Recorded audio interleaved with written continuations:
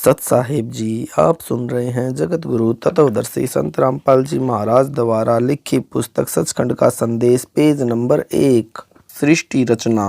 सूक्ष्म वेद से निष्कर्ष रूप सृष्टि रचना का वर्णन।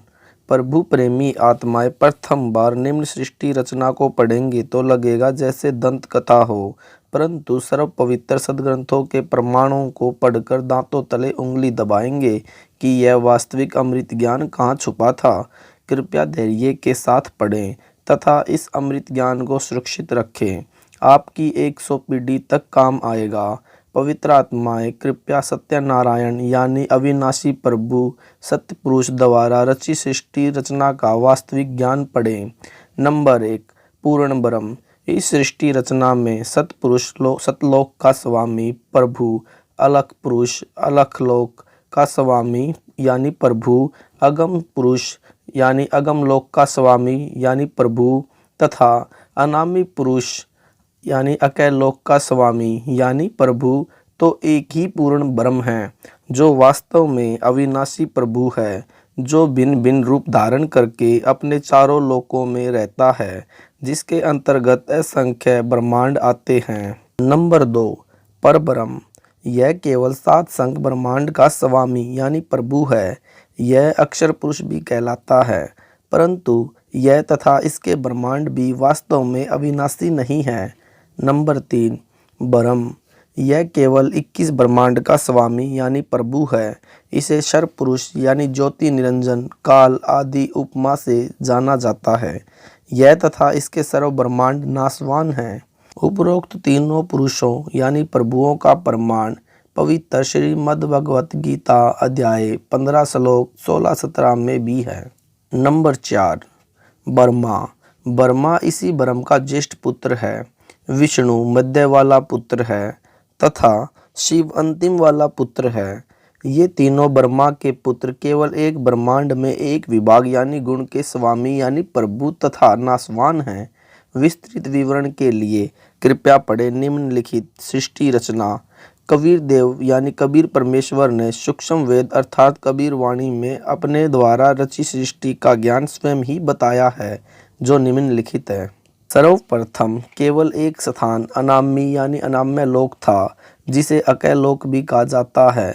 पूर्ण परमात्मा उस अनामी लोक में अकेला रहता था।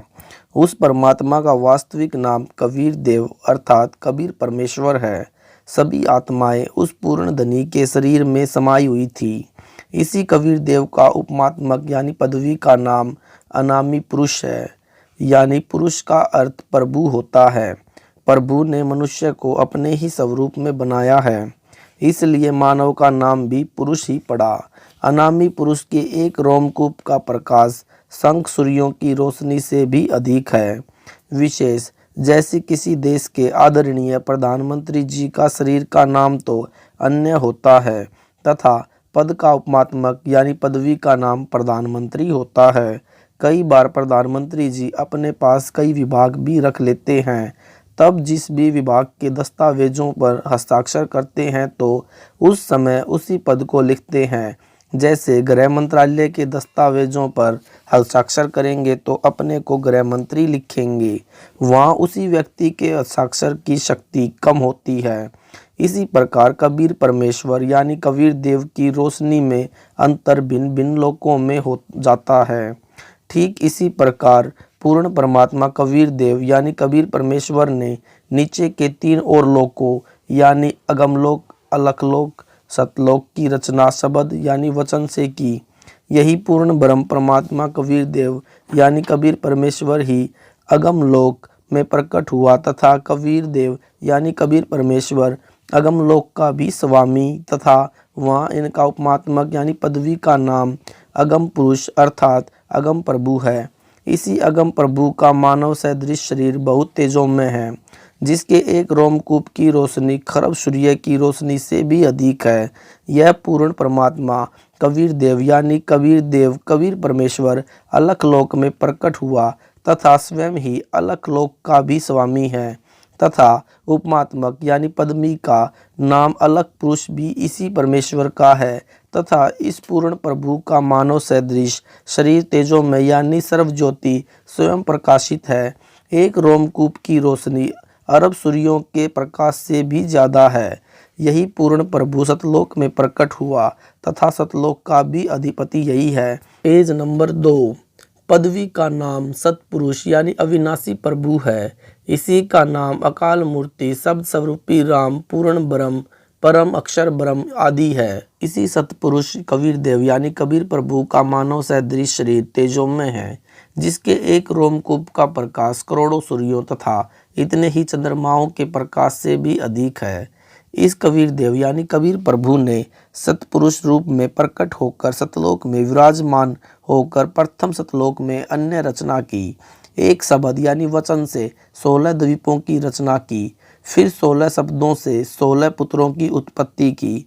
एक मानसरोवर की रचना की जिसमें अमृत भरा 16 पुत्रों के नाम है। नंबर 1 कूरम, नंबर 2 ज्ञानी, नंबर 3 विवेक, नंबर 4 तेज, नंबर 5 सहज, नंबर 6 संतोष, नंबर 7 सुरति, नंबर 8 आनंद, नंबर 9 क्षमा, नंबर 10 निष्काम, नंबर 11 जलरंगी, नंबर 12 अचिंत, नंबर 13 प्रेम, नंबर 14 दयाल, नंबर 15 धैर्य, नंबर 16 योग संतायन यानी योग जीत। सतपुरुष कबीर देव ने अपने पुत्र अचिंत को सतलोक की अन्य रचना का भार सौंपा तथा शक्ति प्रदान की।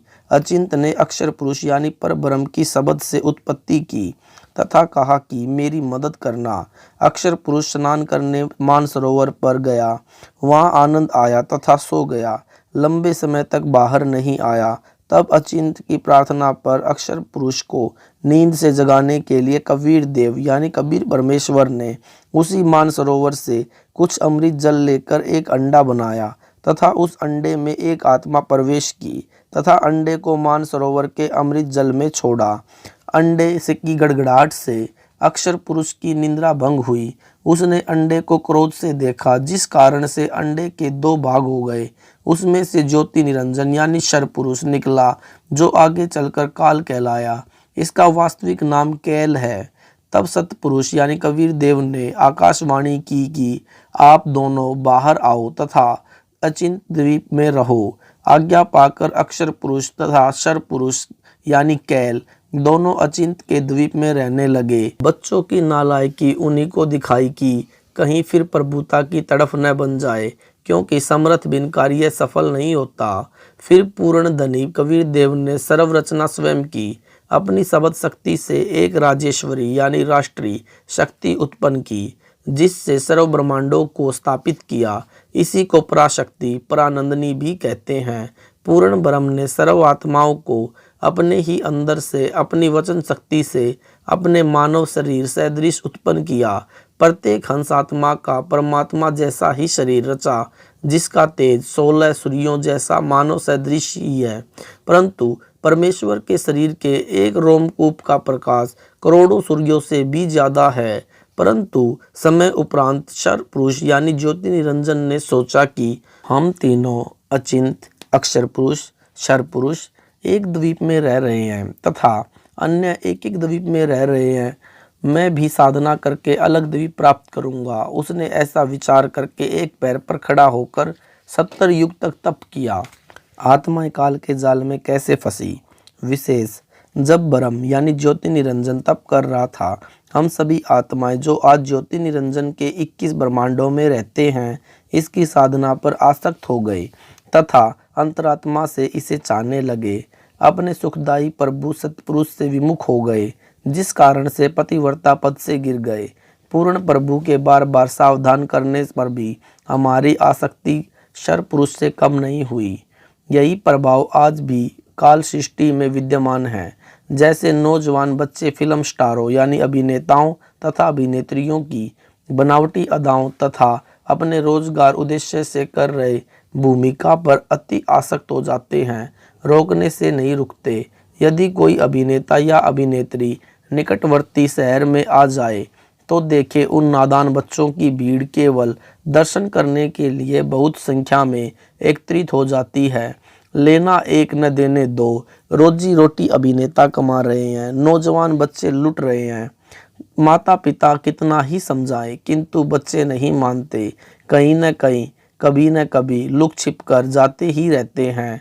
पूर्ण ब्रह्म कबीर देव यानी कबीर परमेश्वर ने शर पुरुष से कहा कि बोलो क्या चाहते हो। उसने कहा कि पिताजी, यह शतान मेरे लिए कम है, मुझे अलग से दवी प्रदान करने की कृपा करें। हक्का कबीर यानी सत्य कबीर ने उसे 21 ब्रह्मांड प्रदान कर दिए। कुछ समय उपरांत ज्योति निरंजन ने सोचा इसमें कुछ रचना करनी चाहिए, खाली ब्रह्मांड यानी प्लाट किस काम के। यह विचार कर 70 युग तक तप करके पूर्ण परमात्मा कबीर देव यानी कबीर प्रभु से रचना सामग्री की याचना की। सतपुरुष ने उसे 3 गुण तथा 5 तत्व प्रदान कर दिए, जिससे ब्रह्म यानी ज्योति निरंजन ने अपने ब्रह्मांडों में कुछ रचना की। फिर सोचा कि इसमें जीव भी होने चाहिए, अकेले का दिल नहीं लगता। यह विचार करके 64 युग तक फिर तप किया।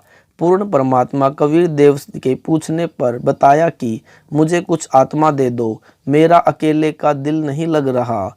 तब सतपुरुष कबीर अग्नि यानी कबीर परमेश्वर ने कहा कि ब्रह्म, तेरे तप के प्रतिफल में मैं तुझे और ब्रह्मांड दे सकता हूँ, परंतु मेरी आत्माओं को किसी भी जप तप साधना के फल रूप में नहीं दे सकता। हाँ, यदि कोई स्वेच्छा से तेरे साथ जाना चाहे तो वह जा सकता है। युवा कबीर यानी समर्थ कबीर के वचन सुनकर ज्योति निरंजन हमारे पास आया। हम सभी हंस आत्माएं पहले से ही उस पर आसक्त थे। हम उसे चारों तरफ से घेर कर खड़े हो गए। ज्योति निरंजन ने कहा कि मैंने पिताजी से अलग 21 ब्रह्मांड प्राप्त किए हैं, वहाँ नाना प्रकार के रमणीय स्थल बनाए हैं। क्या आप मेरे साथ चलोगे? हम सभी हंसों ने, जो आज 21 ब्रह्मांडों में परेशान हैं, कहा कि हम तैयार हैं, यदि पिताजी आज्ञा दे। तब क्षर पुरुष पूर्ण ब्रह्म महान कबीर यानी समर्थ कबीर प्रभु के पास गया तथा सर्व वार्ता कही। तब कबीर अग्नि यानी कबीर परमेश्वर ने कहा कि मेरे सामने स्वीकृति देने वाले को आज्ञा दूंगा। क्षर पुरुष तथा परम अक्षर पुरुष यानी कबीर अमित ओझा यानी जिसकी शक्ति का कोई वार नहीं, वह कबीर, दोनों हम सभी। Page number 4। हंस आत्माओं के पास आए। सत कबीर ने कहा कि जो हंस आत्मा ब्रह्म के साथ जाना चाहता है, हाथ ऊपर करके स्वीकृति दे। अपने पिता के सामने किसी की हिम्मत नहीं हुई, किसी ने स्वीकृति नहीं दी। बहुत समय तक सन्नाटा छाया रहा। तत्पश्चात एक हंस आत्मा ने साहस किया तथा कहा कि पिताजी, मैं जाना चाहता हूँ। फिर तो उसकी देखा देखी यानी जो आजकल ब्रह्म के 21 ब्रह्मांडों में फंसी है। हम सभी आत्माओं ने स्वीकृति दे दी। परमेश्वर कबीर जी ने ज्योति निरंजन से कहा कि आप अपने स्थान पर जाओ। जिन्होंने तेरे साथ जाने की स्वीकृति दी है, मैं उन सर्वहंस आत्माओं को आपके पास भेज दूंगा। ज्योति निरंजन अपने 21 ब्रह्मांडों में चला गया। उस समय तक यह 21 ब्रह्मांड सतलोक में ही थे। तत्पश्चात पूर्ण ब्रह्म ने सर्वप्रथम स्वीकृति देने वाले हंस को लड़की का रूप दिया, परंतु स्त्री इंद्री नहीं लगाई तथा सर्व आत्माओं को यानी जिन्होंने ज्योति निरंजन यानी ब्रह्म के साथ जाने की सहमति दी थी, उस लड़की के शरीर में प्रवेश कर दिया तथा उसका नाम आष्ट्रा यानी आदि माया प्रकृति देवी दुर्गा पड़ा। तथा सतपुरुष ने कहा कि पुत्री, मैंने तेरे को शब्द शक्ति प्रदान कर दी है, जितने जीव ब्रह्म कहे आप उत्पन्न कर देना। पूर्ण ब्रह्म कबीर देव यानी कबीर साहेब अपने पुत्र सहजदास के द्वारा प्रकृति को क्षर पुरुष के पास भिजवा दिया। सहजदास जी ने ज्योति निरंजन को बताया कि पिताजी ने इस बहन के शरीर में उन सर्व आत्माओं को प्रवेश कर दिया है, जिन्होंने आपके साथ जाने की सहमति व्यक्त की थी तथा इसको पिताजी ने वचन शक्ति प्रदान की है। आप जितने जीव चाहोगे प्रकृति अपने शब्द से उत्पन्न कर देगी। यह कहकर सहजदास वापिस अपने द्वीप में आ गया। युवा होने के कारण लड़की का रंग रूप निखरा हुआ था। ब्रह्म के अंदर विषय वासना उत्पन्न हो गई तथा प्रकृति देवी के साथ अभद्र गतिविधि प्रारंभ की। तब दुर्गा ने कहा कि ज्योति निरंजन, मेरे पास पिताजी की प्रदान की हुई शब्द शक्ति है। आप जितने प्राणी कहोगे मैं वचन से उत्पन्न कर दूंगी। आप मैथुन परंपरा शुरू मत करो। आप भी उसी पिता के शब्द से अंडे से उत्पन्न हुए हो तथा मैं भी उसी परम पिता के वचन से ही बाद में उत्पन्न हुई हूँ। आप मेरे बड़े भाई हो। बहन भाई का यह योग महापाप का कारण बनेगा। परंतु ज्योति निरंजन ने प्रकृति देवी की एक भी प्रार्थना नहीं सुनी तथा अपनी शब्द शक्ति द्वारा नाखूनों से स्त्री इंद्री यानी भग प्रकृति को लगा दी तथा बलात्कार करने की ठानी। उसी समय दुर्गा ने अपनी इज्जत रक्षा के लिए कोई और चारा न देख सूक्ष्म रूप बनाया तथा ज्योति निरंजन के खुले मुख के द्वार पेट में प्रवेश करके पूर्ण ब्रह्म यानी कबीर देव से अपनी रक्षा के लिए याचना की। उसी समय कबीर देव यानी कबीर परमेश्वर अपने पुत्र योग संतायन अर्थात योगजीत का रूप बनाकर वहां प्रकट हुए तथा कन्या को ब्रह्म के उदर से बाहर निकाला तथा कहा कि ज्योति निरंजन आज से तेरा नाम काल होगा। तेरे जन्म मृत्यु होते रहेंगे, इसलिए तेरा नाम शरपुरुष होगा तथा 1 लाख मानव शरीरधारी प्राणियों को प्रतिदिन खाया करेगा। वह 1.25 लाख उत्पन्न किया करेगा। आप दोनों को 21 ब्रह्मांड सहित निष्कासित किया जाता है। इतना कहते ही 21 ब्रह्मांड विमान की तरह चल पड़े। सहजदास के द्वीप के पास होते हुए सतलोक के 16 शंख कोश यानी एक कोश लगभग 3 किलोमीटर का होता है की दूरी पर आकर रुक गए। विशेष विवरण। अब तक 3 शक्तियों का विवरण आया है। नंबर 1 पूर्ण ब्रह्म जिसे अन्य उपमात्मक नामों से भी जाना जाता है जैसे सतपुरुष, अकाल पुरुष, शब्द स्वरूपी राम, परम अक्षर ब्रह्म या पुरुष आदि।